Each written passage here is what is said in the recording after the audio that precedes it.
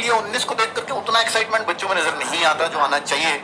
आज 60 के बाद 80 की हो रही होती तो बच्चों का एक्साइटमेंट एक अपर लेवल पे होता है, और क्योंकि ये बच्चा मान लेता है पहले से कि अगर मेरा 60 में नहीं आया तो मेरा 19 में कैसे आ जाएगा। बट ये गलत धारणा है। धारणा इसलिए ये होनी चाहिए कि ठीक है 60 में नहीं आया, शायद मैंने ऐसा ले लिया होगा कि 60 में तो आ ही जाएगा, शायद ये सोचकर मैं कम पढ़ा हूं, और ये होता है। और 19,000 हैं, इस बार तो मुझे बहुत मेहनत करनी पड़ेगी क्योंकि 60 में नहीं आया मेरा, मुझे 19 में डालना है नंबर। तो मैं हर समय पढ़ने की अगर सोच रहा हूँ तो भाई जब यूपी एसआई की तैयारी करते हैं तो आप देखते हैं 4,500 के अंदर मुझे अपना नंबर लाना है, फिर आपके दिमाग में 4,500 है, तो पढ़ाई उस लेवल की करते हो। आपने देखा है कभी कि आपकी कहीं फिजिकल की दौड़ है और आप देखते हो कि आपको 8 मिनट में मारनी है और एक दौड़ है 6 मिनट में मारनी है, आप देखते हैं कि 8 वाली भी आप 7.5 में मार के आ रहे हो और 6 वाली आप 6.5 मार के आ रहे हो। एफर्ट मतलब 6.5 मार कर फेल हो गए मान लिया, और वो 7.5 मारी तो आपने वहां भी पूरा एफर्ट डाला 8 मिनट की 7.5 मारने में, और चूंकि आपका लक्ष्य 8 था तो आपको ऐसा लगा यार इससे तो मैं कर ही नहीं सकता। लेकिन जब 6 लक्ष्य हुआ भले ही फेल हो गए और 6.5 तक आप पहुंच गए क्योंकि लक्ष्य है वहां सामने 6 का, और जब 8 है तो आप 7.5 से नीचे नहीं जा रहे हो। यही एक कारण होता है कि हमने माइंड सेट वैसा किया हुआ है ना, और माइंड सेट का पूरा खेल है बच्चों। ठीक है, तो मैं वही आपसे कह रहा हूँ कि अगर आपका लक्ष्य है कि नहीं मुझे इस बार 19,000 में नंबर डालना है, मुझे 4,500 ऐसा ही बनना है, उसमें नंबर डालना है, तो आपकी मेहनत उस लेवल की हो जाएगी, आपका माइंडसेट वैसा हो जाएगा, और भाई जैसा माइंडसेट वैसी जॉब आपको मिलती है, ये तय है। ठीक है, आज मैं एक बहुत ऐसी भर्ती की बात करने आया हूँ, होमगार्ड, यूपी होमगार्ड, जिसकी बातें बहुत कम हुई हैं, चाहे इस चैनल पे हो चाहे और कहीं भी हो, लेकिन इस भर्ती के बहुत सारे पॉइंट्स मैं ऐसे क्लियर करके जाऊंगा आपको, क्योंकि मैं होमगार्ड से बात करके भी आया हूँ, कुछ होमगार्ड से बात की है, वो अपनी कैसी जॉब मानते हैं। तो एक जिला लेवल की ये जॉब होती है कि अगर आप जिस जिले से भर्ती हुए हैं उसी जिले में आप हमेशा रहेंगे, ऐसा नहीं है कि दूसरे जिले पे आपको भेज दिया जाएगा। आपका जो सबसे बड़ा ऑफिसर होता है वो आपका जिला कमांडेंट होता है, हर जिले में अलग अलग कमांडेंट है होमगार्ड्स के, ठीक है, वही आपका ऑफिसर है। तो आप एक जिला कैडर की जॉब आप इसको समझ सकते हो, और क्या ये परमानेंट भर्ती है, ये भी नौकरी और इस नौकरी में एक फर्क है बड़ा, आप जितने दिन जाओगे महीने में उतने दिन की सैलरी मिलेगी, जिस दिन नहीं गए उतने दिन की कटेगी। जबकि कांस्टेबल में ऐसा नहीं होता, आपकी प्रॉपर छुट्टियां होती हैं, वो छुट्टियां आपको मिलेगी और सैलरी भी मिलेगी। यहाँ ऐसा नहीं, ठीक है, तो वो और पर डे का आपकी सैलरी फिक्स है कि आप एक दिन की इतनी सैलरी, वो महीने में जुड़ करके फिर आपके कितने दिन ड्यूटी करिए उस हिसाब से सैलरी बनती है, और वो 25,000 से ज्यादा बनती है हर एक बच्चे की, हर एक व्यक्ति की जो भी इसमें जॉब करता है। बच्चे तो नहीं कहूंगा, 45 साल तक एज है, 18 साल से, है ना। तो वो सारी बातें इसमें बताकर चलूंगा। जब कोई बहुत बेरोजगार है भाई, जो बिल्कुल और किसी भर्ती की मैं तैयारी कर नहीं पाऊंगा, मुझे चाहे कोई भी जॉब मिल जाए, तो भाई प्राइवेट में भटकने से तो बहुत अच्छी है।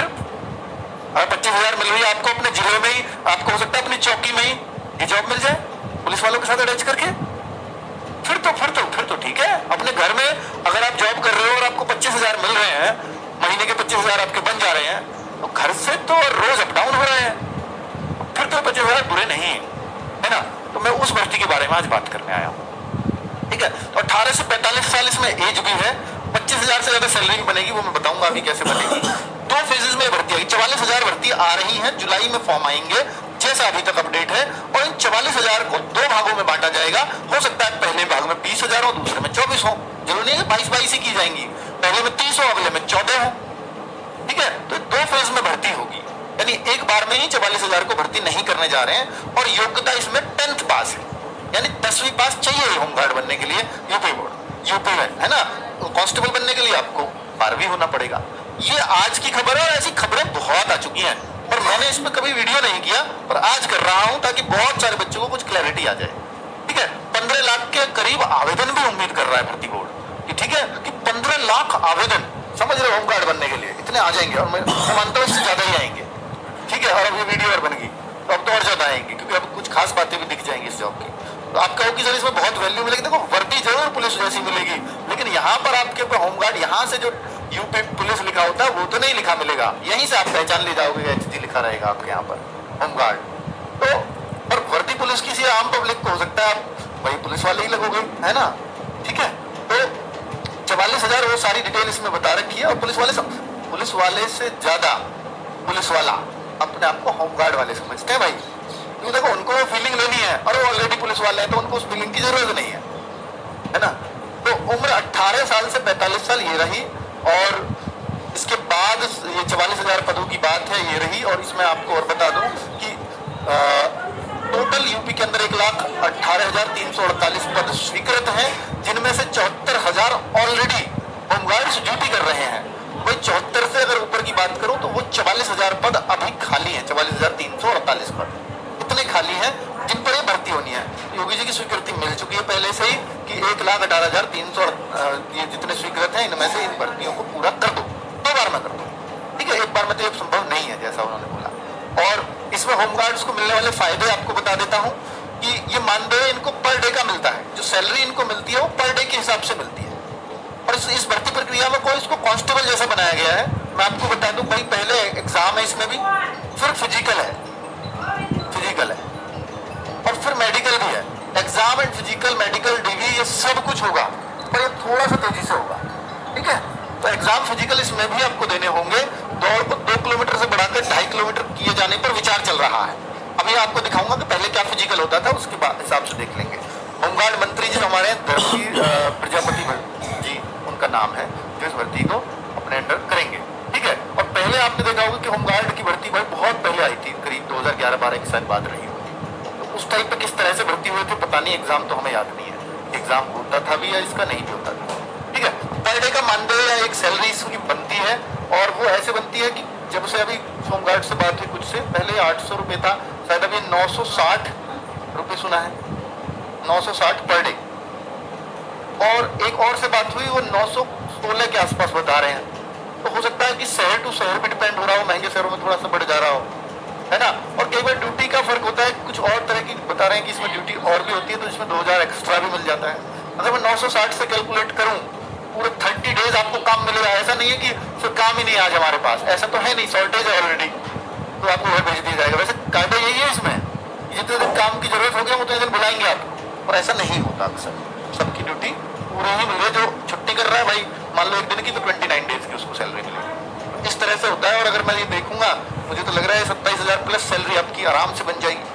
27,000 प्लस तो 900 भी बन जाती है, 27,000 प्लस सैलरी इस तरह से बन जाएगी, ठीक है।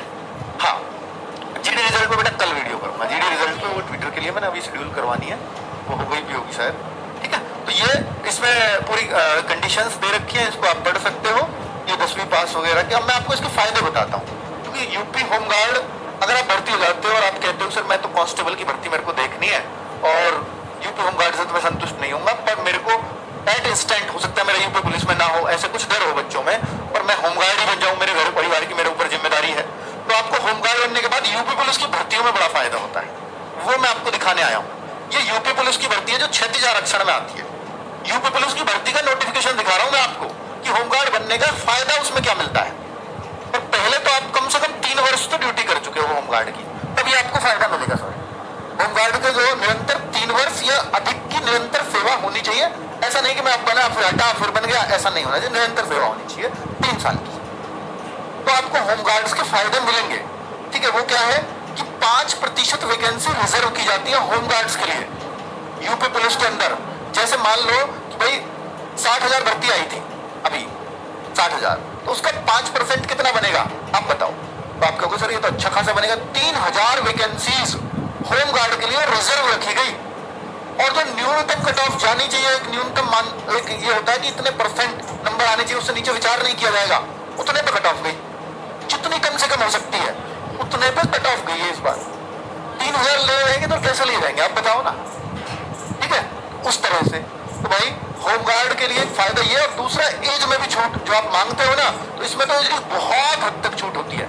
वो इसमें एग्जैक्ट दिया नहीं है, ये बताया नहीं, तो एज में काफी बड़ा रिलैक्सेशन होमगार्ड होने से मिलता है, ठीक है। तो ये यूपी पुलिस के लिए फायदे मैंने आपको इसमें बता दिए। अब मैं आपको बता रहा हूँ कि होमगार्ड जो लखनऊ के अनुसार 1 सितंबर 2011 के अनुसार जो भर्ती आई थी, उसमें आपको बता रहा है ये कि कितनी हाइट होनी चाहिए, ऊंचाई यानी 167.7, और एसटी के लिए तो 160 ही।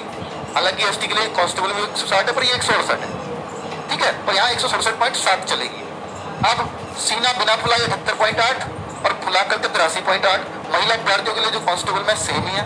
पर्वतीय क्षेत्रों की खैर इसकी बात ही कहाँ करें। तो ये होमगार्ड्स के लिए कंडीशन है कि अगर आपको होमगार्ड बनना है तो पिछली बार की कंडीशन दिखा रखी है।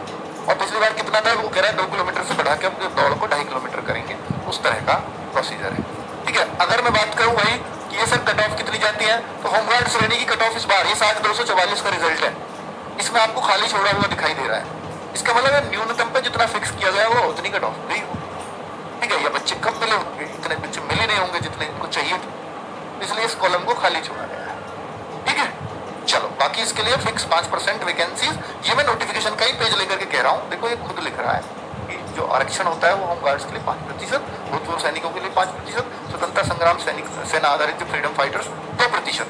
जो फ्रीडम फाइटर्स की है वो लिस्ट आपको दिख जाएगी, क्योंकि वो थोड़े ज्यादा होंगे तो उनकी कट ऑफ लग गई, ये रहे। बाकी कैटेगरी की उनकी भी नहीं लगी, तो ये भी न्यूनतम पे गई होगी। न्यूनतम कितने पे जा सकती है? 60 पे जा सकती है, 60 से नीचे नहीं लेते, ठीक है। ये हो सकता है 60 पे रही हूँ, ठीक है, इसलिए नहीं दी है। अब मैं और आगे दिखाऊं कि भाई चलो इस बार नहीं दी, पहले दी थी। 49,568 में भी होमगार्ड की कट ऑफ आई है अलग से, और 41,520 में। हर कैटेगरी की आप 60 देख रहे हो, क्योंकि इससे नीचे जा ही नहीं सकते। फिजिकल की भी यही थी, फाइनल की भी यही थी, एकदम फाइनल कट ऑफ सेम।